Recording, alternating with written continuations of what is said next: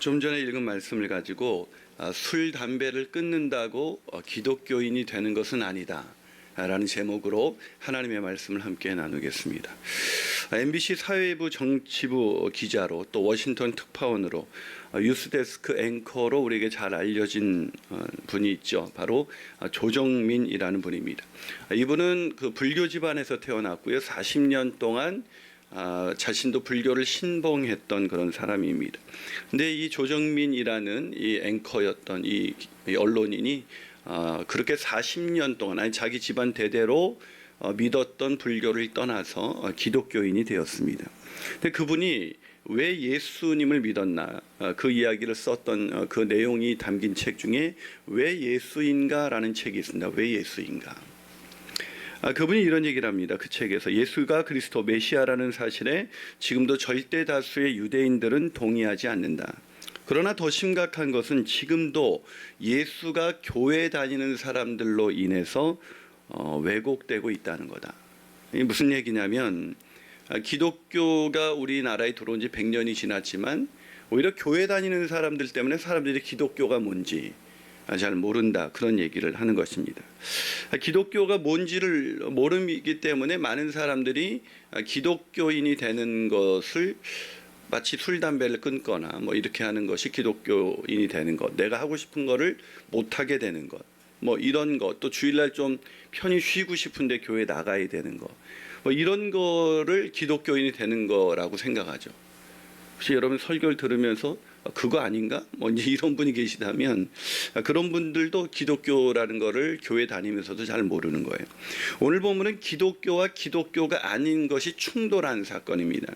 즉 예수님과 기독교인이 아니었던 유대인들의 충돌이 오늘 본문에 있습니다. 오늘 본문 1절과 5절까지 보면 어떤 충돌이 일어나냐면 예수님의 제자들이 손을 씻지 않고 떡을 먹었다가 그걸 지켜봤던 유대인들이 아니 왜 당신의 제자들은 손을 씻지 않고 떡을 먹습니까? 그러면서 이제 논쟁이 벌어졌는데 그 논쟁 속에서 바로 이 논쟁이 그냥 가벼운 유대인과 예수님과의 논쟁 같지만 이게 기독교와 기독교 아닌 것 사이의 충돌이자 논쟁이라고 할 수가 있어요. 그래서 우리가 이 본문을 통해서 우리가 기독교가 뭔지, 사실 오늘 교회를 처음 나오신 분들도 기독교에 대한 밖에서 보셨을 때 오해와 진짜 기독교가 뭔지를 아실 수가 있고요.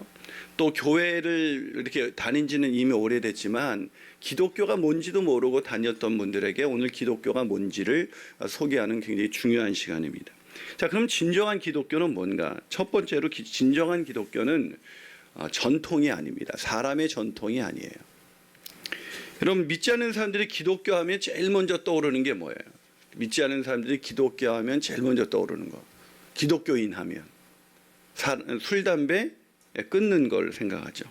그래서 교회 다니면서도 뭐 술, 담배를 끊지 못하면 뭔가 큰 문제가 있는 것 같이 생각을 합니다. 오해하지 마십시오. 제가 술, 담배를 권장하는 것은 아니라 적어도 기독교의 본질이 술, 담배를 하느냐 안 하느냐 이런 게 아니라는 거예요.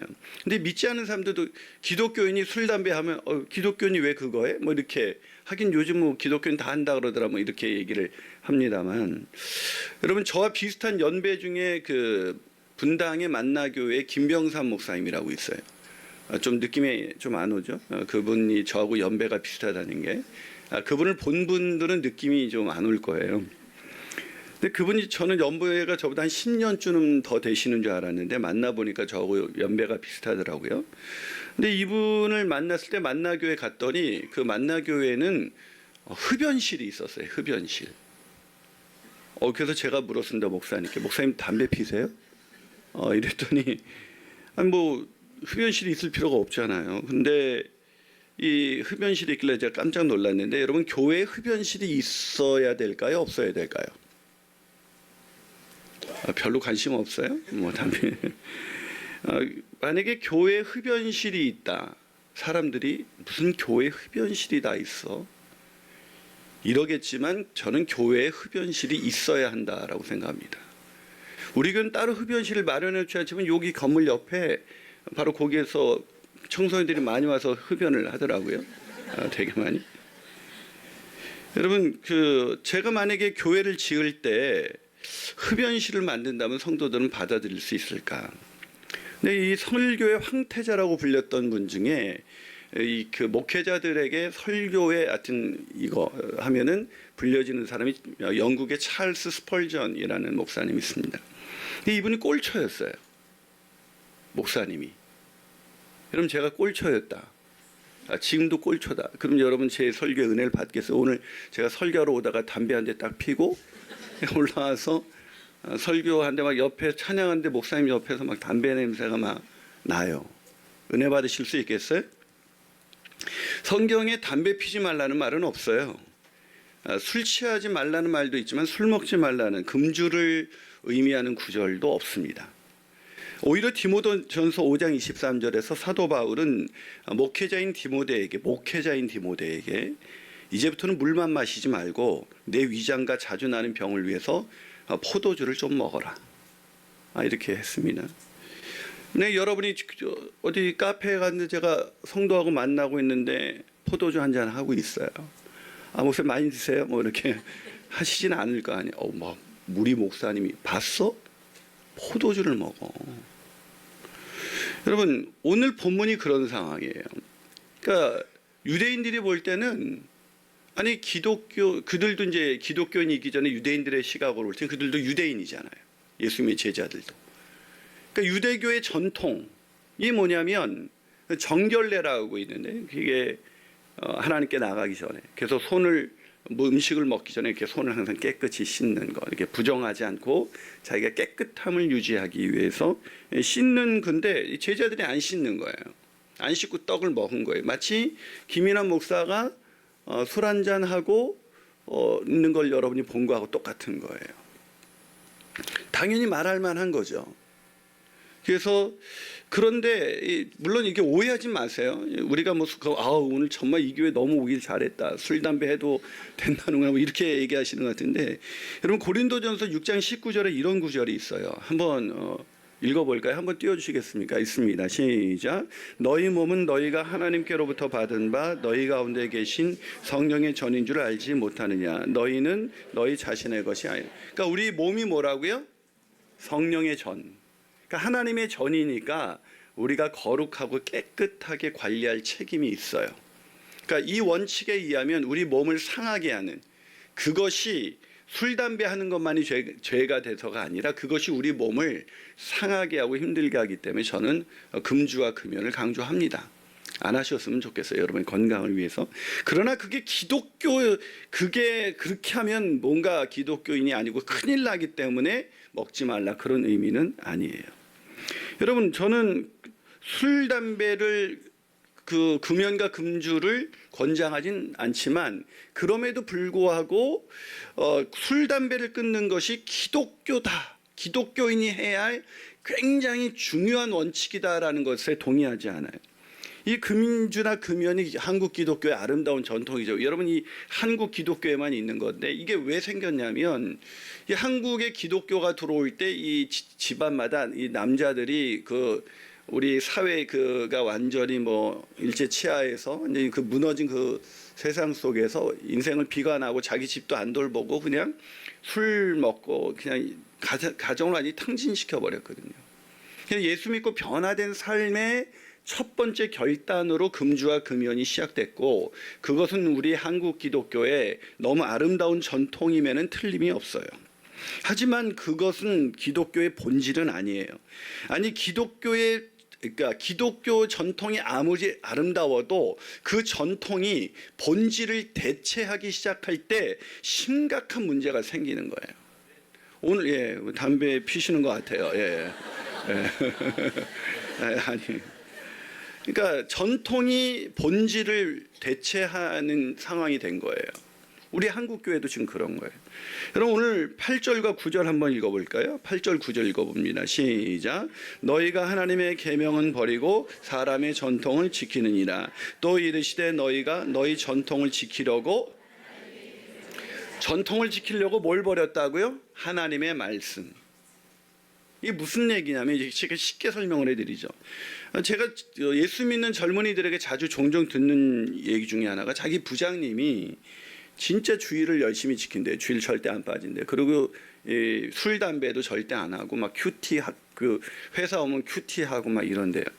그런데 그 부하 직원들이 가장 싫어하는 사람이 그 부장이래요. 부하 직원을 너무 힘들게 하는 거예요. 여러분, 술 담배 안 하면서 부하 직원을 힘들게 하는 사람이 하나님의 말씀을 행하는 사람일까요? 술 담배는 좀 하지만 부하 직원을 사랑하고 잘 아끼는, 인격적으로 대하는 사람이 하나님의 뜻을 행하는 사람일까요? 저는 그 얘기예요. 전통을 지키는 것 때문에 내가 기독교인이다 라고 착각하시면 안 돼요. 내가 주일을 안 빠진다 해서 기독교인 되는 거 아니고요. 11조 낸다 그래서 기독교인 되는 거 아니고요. 내가 술, 담배 안 한다 그래서 기독교인 되는 게 아니라, 기독교의 본질은 그런 인간의 전통이 아름답지만 그런 금주와 금연 이런 것을 비롯해서 전통이 우리가 지켜야 할 좋은 전통이 많지만, 그럼에도 불구하고 그것은 기독교의 본질은 아니다. 한 발 더 나가서 진정한 기독교는 뭐냐? 진정한 기독교는 사람의 교훈이 아닙니다. 첫째는 뭐라 그랬어요? 사람이 전통이 아니고, 두 번째는 사람의 교훈이 아니다. 여러분, 많은 사람들이 기독교에 대해서 갖고 있는 또 하나의 오해는 뭐 이렇게 하라 하지 말라는 게 많냐. 그러니까 기독교인이 되면 내가 하고 싶은 거에 대한 상당한 제약을 받게 될 것이다 라는 생각하죠. 아니요, 그렇지 않습니다. 오해입니다. 기독교는 오히려 사람의 교훈으로 사람이 안 바뀐다라고 믿는 신앙이에요.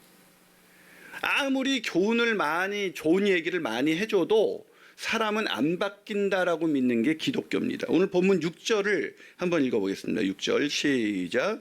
이르시되 이사야가 너희 외식하는 자에 대하여 잘 예언하였도다. 기록하였을 때 이 백성의 입술로는 나를 공경하되 마음은, 무슨 말입니까? 입술로는 하나님의 말씀을 막 달달달달달 외우는데 마음은 변화가 없다, 이 얘기예요. 여러분, 그런 오늘 교회 처음 나오신 분들, 그런 교인들 많이 봤죠. 혹시 여러분을 초대한 분이 그런 분일지도 몰라요. 그러니까 기독교인은 하여튼 말은 잘하는데 잘 안 변해요. 그렇죠? 왜 예수님께서 바리새인들에게 이런 말씀을 하셨냐면, 바리새인들이 겉으로는 막 하나님 되게 잘 믿는 것 같이 하나님 말씀 맨날 뭐 암송하고 뭐 훈련 받았다 그러고 뭐 제자 훈련 받았다 그러고 막 이러는데 안 변하는 거예요. 이 사람들이 하나님의 말씀을 누구보다도 사랑하는 사람들 같았지만 실질적으로 하나님의 말씀을 패하는, 아주 무시하는 사람들이었습니다. 그 대표적인 예가 10절에서 13절에서 들려주고 있는 건데요. 한번 읽어보겠습니다. 좀 내용을 알기 위해서 10절에서 13절 좀 빨리 있습니다. 시작. 모세는 내 부모를 공경하라 하고 또 아버지나 어머니를 모욕하는 자는 죽임을 당하리라 하였거늘, 너희는 이르되 사람이 아버지에게나 어머니에게나 말하기를 내가 드려 유익하게 할 것이 고르반 곧 하나님께 드림이 되었다고 하기만 하면 그만이라 하고, 자기 아버지나 어머니에게 다시 아무것도 하여 드리기를 허락지 아니하여 너희가 전한 전통으로 하나님의 말씀을 폐하며 또 이 같은 일을 많이 한다. 무슨 일을 많이 한다고요? 이 전통으로 하나님의 말씀을 폐하는 일. 이게 무슨 얘기냐면, 이 이스라엘의 전통 중에 고르반이라는 게 있었어요. 고르반이라는 건 뭐냐면 내 모든 물질이 하나님의 것입니다, 이런 뜻이에요. 굉장히 중요한 신앙 고백이죠. 예수 믿는 사람들은 내 모든 것이 하나님의 것입니다 라고 생각하면서 살아갑니다, 진짜 크리스찬들은. 근데 이 전통을 이 사람들이 가지고 부모를 공경하라는 하나님의 말씀을 이 전통으로 부모를 공경하는 것을 회피하는 수단으로 삼은 거예요. 그러니까 부모님이 이제 돈이 필요하잖아요. 연로하시면 이제 그 경제적인 활동을 못 하니까. 그래서 부모님에게 돈을 좀 드리고 부모를 공경하고 봉양해야 되는데, 부모가 야 돈 좀 줘 그랬더니 난 고르반 했습니다. 그게 무슨 얘기냐면 내 물질은 다 하나님의 것입니다. 그래서 내가 부모님한테 주고 싶어도 줄 게 없다는 거라는 게, 내 돈이 아니기 때문에. 그러니까 고르반이라는 전통을 사용해서 부모를 공경하라는 하나님의 말씀을 어떻게 한 거예요? 무시한 거예요.